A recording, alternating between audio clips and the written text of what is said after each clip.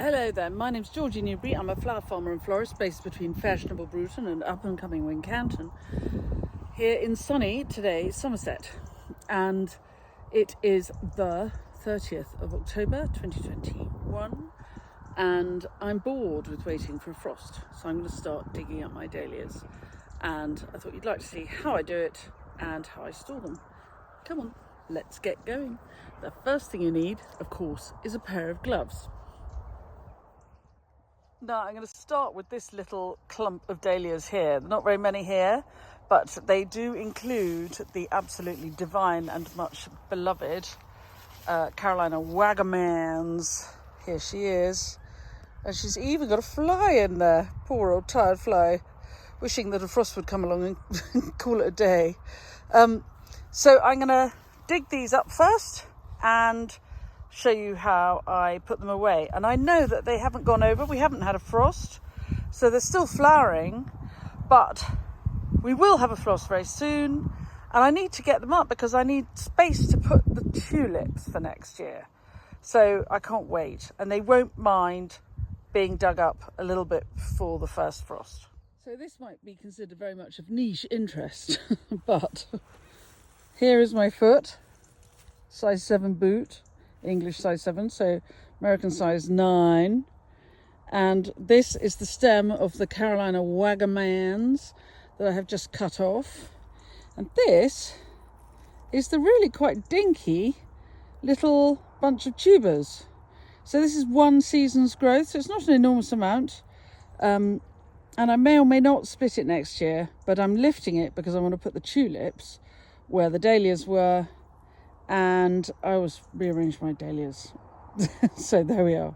But that's a really dinky sized tuber for 1 year's growth. And I have had an amazing amount of flowers off it, which is good to know. Now, of course, if you enjoy these clips, do please subscribe. There's a subscription button somewhere. I don't know where it is. And a bell icon somewhere. I don't know where that is either.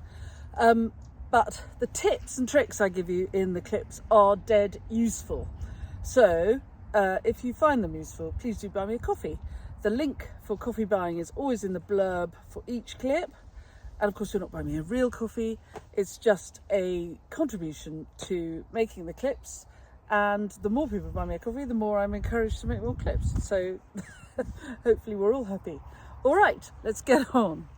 So now it's the 1st of November. This is not a quick job. And here I am at the big dahlia beds. And we still haven't had a frost. There is a frost forecast this week, so I think we will lose them. But it's late.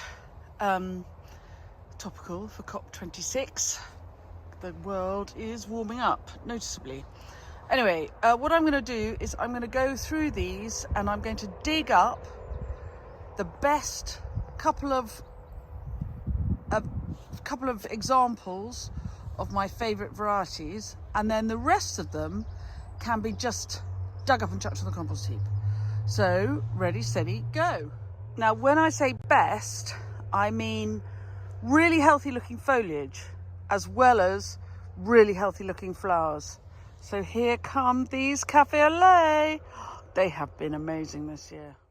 So we're back to that time of year where I've got the camera perched on two little pigtail hooks. Anyway, it's good because it means you can see what I'm doing. So I have dug up this dahlia. Here she is, the whole thing.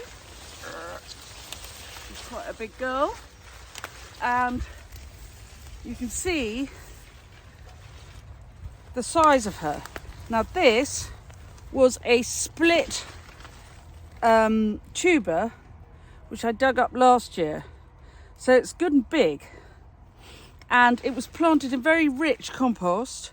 It's not too wet, despite the rain we've had, which is really good. And the tubers are looking really well. If I shake off some of this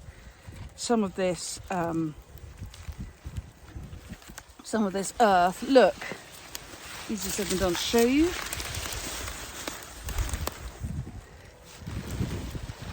I can't show you. Oh, there we are. They're all looking good and strong and solid. So this is a really good one to keep because it's in really good condition and there's no damage from slugs or beetles or rain or wet.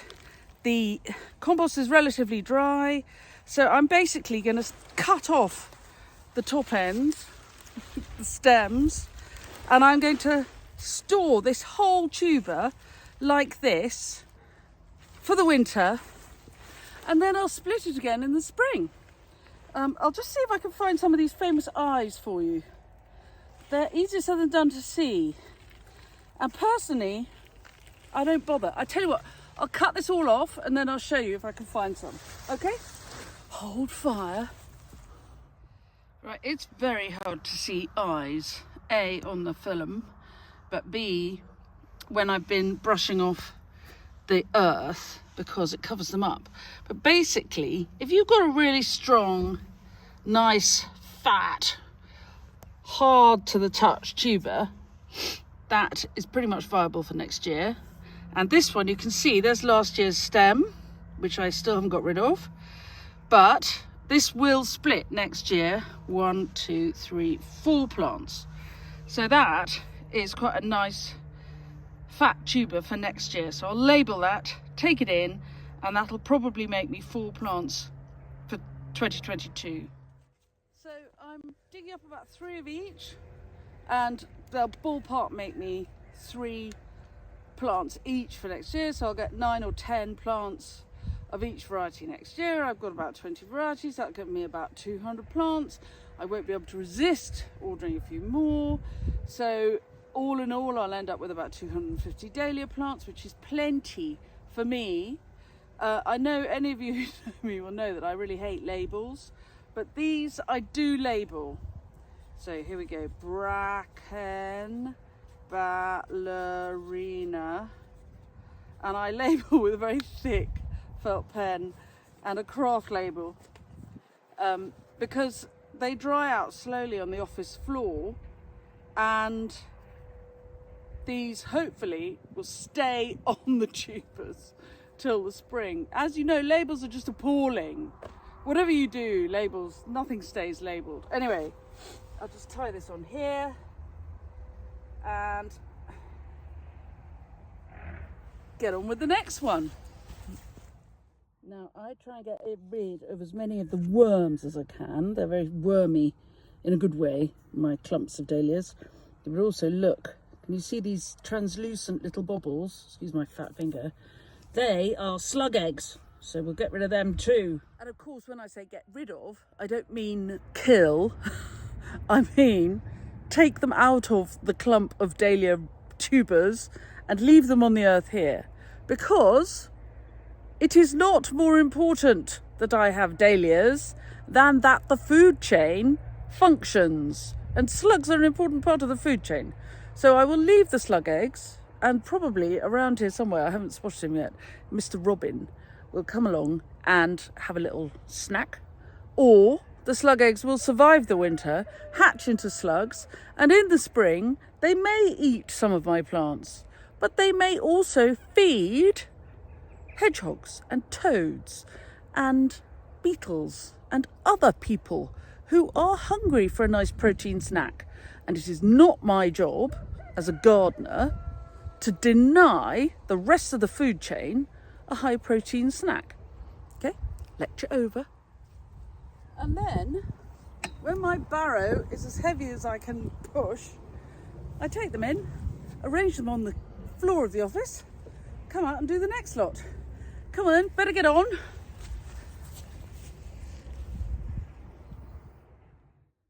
And then I lay them on the office floor in little clumps of varieties so that I can sort them out later when they've dried out a bit, and I'll let them dry, I don't know, about 6 weeks, and then I'll pile them all up, by which time they should be dry enough to pile and for the labels to not all disappear, and otherwise I have no space.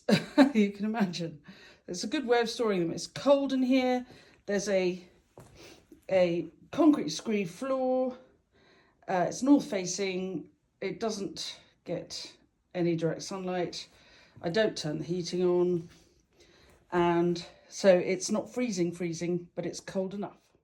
So thank you very much for watching. I hope you've enjoyed this clip. Don't feel obliged to lift your dahlias. If you keep them well mulched and in the ground that's not too wet and you don't freeze too hard, you don't have to lift your dahlias. You really don't.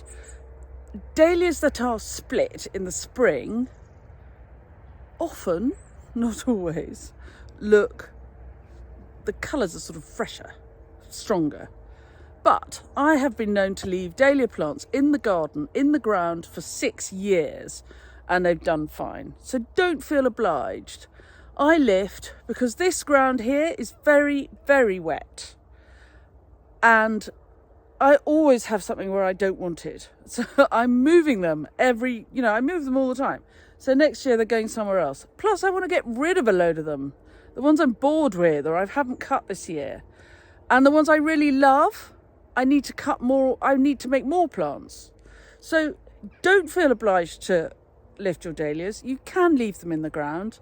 Just if you do, really mulch them well, like inches of mulch, and don't leave them somewhere wet. Okay? Anyway, thank you very much for watching. If you have enjoyed this clip, please do subscribe to the channel. You can press the bell icon and we'll tell you when we've got new clips coming out. And if you have found any of the tips or tricks I mentioned along the way useful, then please do buy me a coffee. Obviously, you're not buying me a real coffee.